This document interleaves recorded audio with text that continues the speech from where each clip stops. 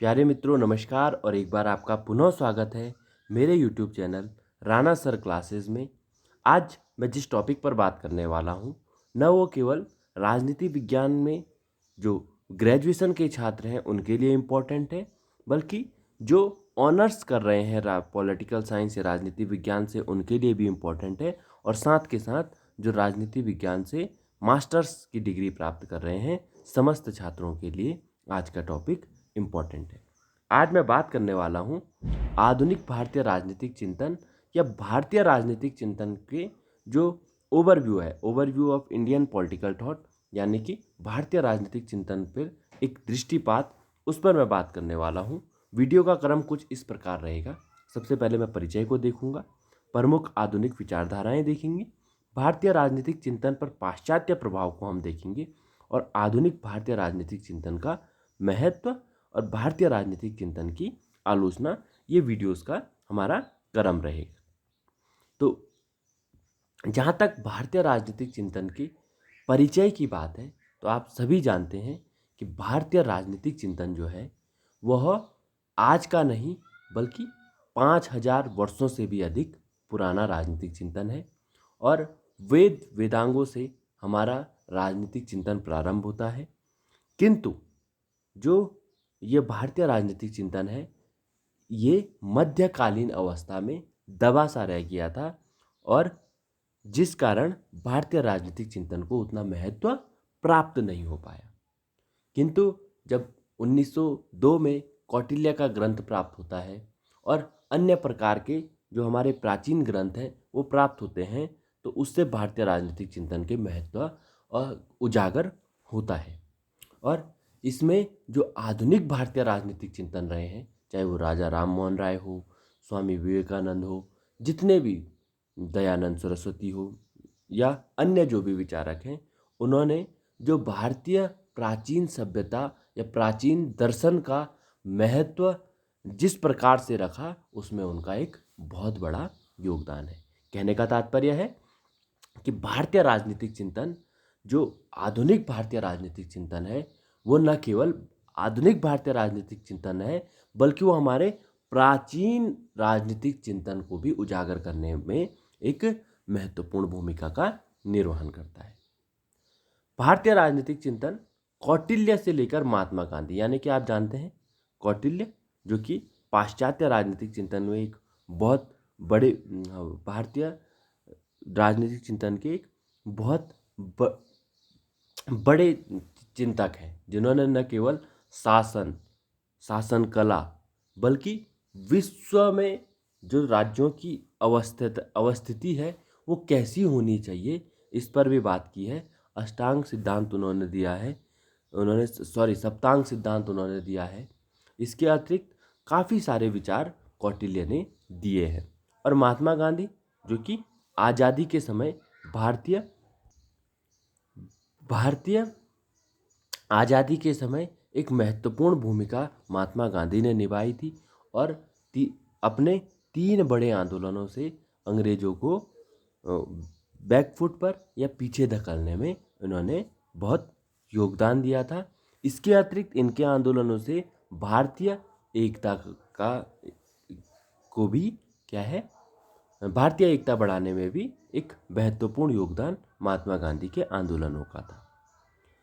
भारतीय जो राजनीतिक चिंतक है या चिंतन है उसकी तुलना जो पाश्चात्य पेराक्लीज, सीजर, जस्टिनियन एवं शार्लमैन है इनसे की जाती है। और चिंतन के क्षेत्र में प्राचीन काल से ही भारतीय राजनीतिक चिंतन को धनी माना जाता है। मैंने जैसे बताया सनातन धर्म या धर्म, आध्यात्म, नैतिकता, ये भारतीय राजनीतिक चिंतन की मूल भावना रही है। इन पे ही भारतीय राजनीतिक चिंतन बात करता है या अधिक बात इन्हीं पे करता है। वैदिक काल से वर्तमान तक, यानी कि वैदिक काल 5000 वर्ष पूर्व तक वैदिक काल माना जाता है, तब से लेकर और अभी तक भी भारतीय राजनीतिक चिंतन का क्या है, निरंतर विकास होता जा रहा है।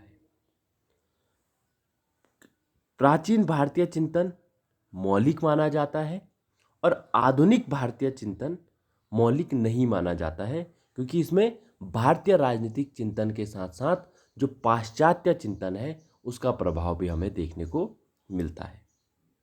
आज भी आप देखते होंगे तो भारतीय जो भी चिंतन है उस पर पाश्चात्य प्रभाव हमको देखने को मिलता है। पाश्चात्य प्रभाव कहने का अर्थ है कि भारत पर अगर अंग्रेजों ने गुलामी न की होती, भारत को गुलाम न बनाया होता, तो भारत का राष्ट्रीय आंदोलन हमें देखने को मिलता है नहीं, और उस प्रकार के जो चिंतक उभरे भारत में वो नहीं उभरते। तो भारतीय चिंतन, जो प्राचीन भारतीय चिंतन है वो मौलिक है, जिसमें धर्म, आध्यात्म और नैतिकता को विशेष महत्व दिया गया है। और आधुनिक जो भारतीय चिंतन है वह पश्चिमी प्रभाव से ग्रसित है, और वो इसलिए है क्योंकि सैकड़ों वर्ष तक भारत क्या है, पाश्चात्य संपर्क में रहा, चाहे वो व्यापार की दृष्टि से रहा हो, चाहे वो उसका गुलाम रहा हो। भारत ने पश्चिमी सभ्यताओं और पश्चिमी विचार को जरूर अपनाया है, किंतु इसका ये अर्थ नहीं है कि भारत ने अपनी मूल प्रवृत्तियों को त्याग दिया हो। भारत ने पाश्चात्य विचारों को अपनाते हुए उसमें भारतीय विचारों का समावेश करने का प्रयत्न किया है और उसका एक मिला जुला स्वरूप देने का प्रयास किया है।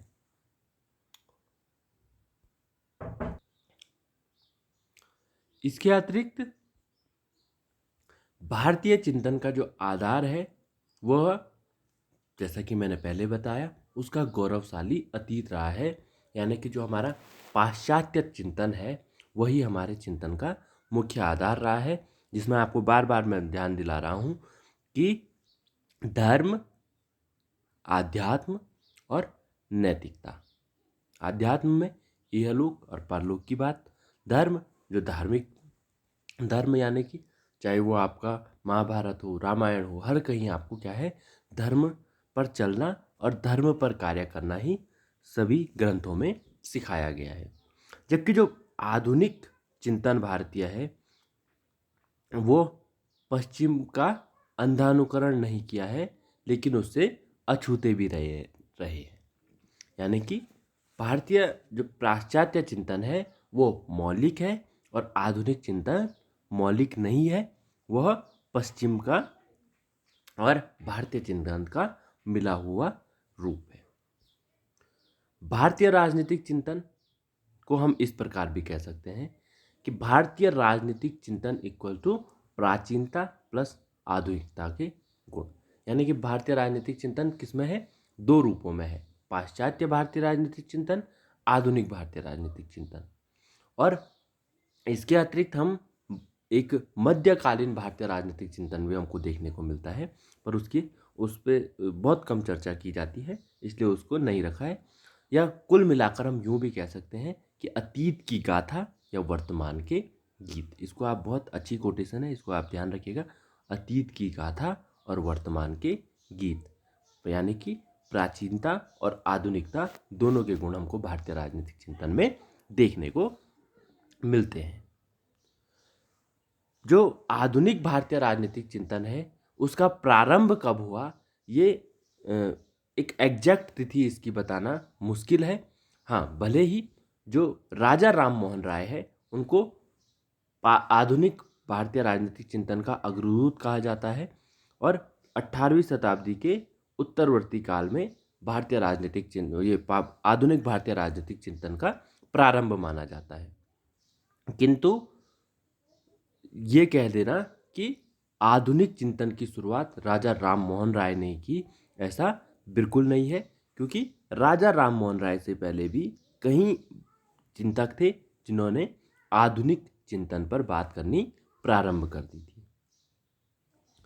और राजा राम मोहन राय से पहले के जो चिंतन है उसको हम मध्यकालीन चिंतन मान लेते हैं। राजा राम मोहन राय को प्रथम आधुनिक भारतीय राजनीतिक चिंतन नहीं कहा जा सकता, जैसे मैंने पहले बताया। क्यों? क्योंकि उसके पूर्ववर्ती विचारकों ने भी समृद्धशाली राजनीतिक विचारों को व्यक्त किया, किंतु उनके जो विचार थे वो एक क्रमबद्ध व्यवस्था में व्यवस्थित नहीं थे, बल्कि इधर उधर बिखरे थे। इसलिए उनको ये गौरव प्राप्त नहीं हो पाया आधुनिक भारतीय राजनीतिक चिंतन का अग्रदूत होने का। किंतु राजा राम मोहन राय ने सबसे पहले क्रमबद्ध तरीके से अपने विचारों को रखा, इसलिए उन्हें आधुनिक भारतीय राजनीतिक चिंतन का अग्रदूत माना जाता है। ये 1 नंबर के क्वेश्चन में बड़ी परीक्षाओं में पूछा जा सकता है, इसलिए आप इसका ध्यान रखेंगे। कुल मिलाकर व्यवस्थित चिंतन की जो शुरुआत है किसने की? राजा राम मोहन राय ने की। क्वेश्चन इस प्रकार से भी आ सकता है कि आधुनिक भारतीय राजनीतिक चिंतन का अग्रदूत किसे माना जाता है, तब भी आप राजा राम मोहन राय उत्तर लिखेंगे। और डॉक्टर पटाभी सीतारामैया, इनका नाम याद रखिएगा, इन्होंने ही राजा राम मोहन राय को भारतीय राष्ट्रवाद का अग्रदूत एवं आधुनिक भारत का जनक कहा है। ये क्वेश्चन पीछे बड़े एग्जाम में आ चुका है, नेट के एग्जाम में, इसको आप ध्यान रखिएगा। और पूछा जा सकता है कि यह कथन किसका है? राजा राम मोहन राय को भारतीय राष्ट्रवाद का अग्रदूत एवं आधुनिक भारत का जनक किसने कहा है? तो आप याद रखिएगा, डॉक्टर पटाभी सीतारामैया। उसके अतिरिक्त जो रविंद्रनाथ टैगोर हैं, इन्होंने भी एक कथन दिया है कि राजा राम मोहन राय ही वह प्रथम भारतीय थे जिन्होंने पूर्व को हीन माने बिना ही पश्चिम का संदेश स्वीकार किया।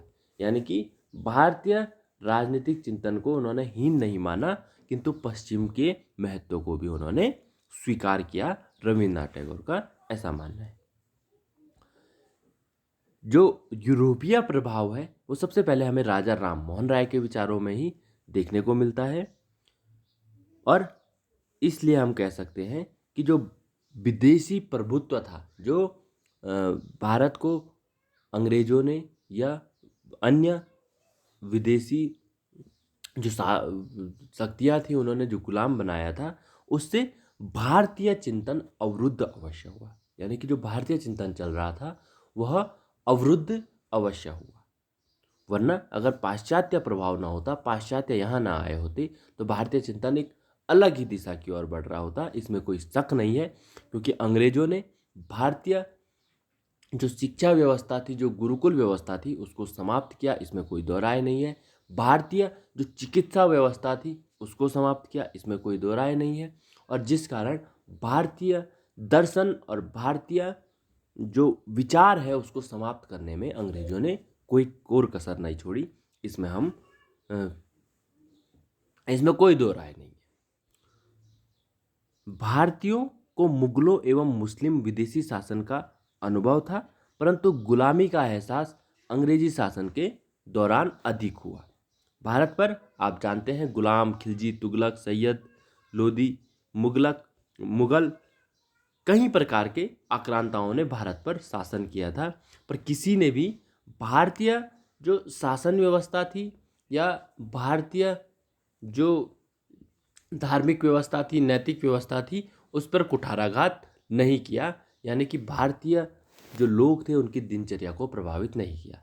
किंतु जब अंग्रेजों ने भारत पर शासन किया तो उन्होंने पूरे भारत की जो, चाहे वो कर्मकांडों की व्यवस्था हो, चाहे वो भारतीय पूजा व्यवस्था हो, चाहे वो भारतीय शिक्षा व्यवस्था हो, चिकित्सा व्यवस्था हो, न्याय व्यवस्था हो, रहन सहन हो, समाज की व्यवस्था हो, सारी व्यवस्थाओं को तहस नहस कर कर रखा, उन पर पूरा परिवर्तन किया।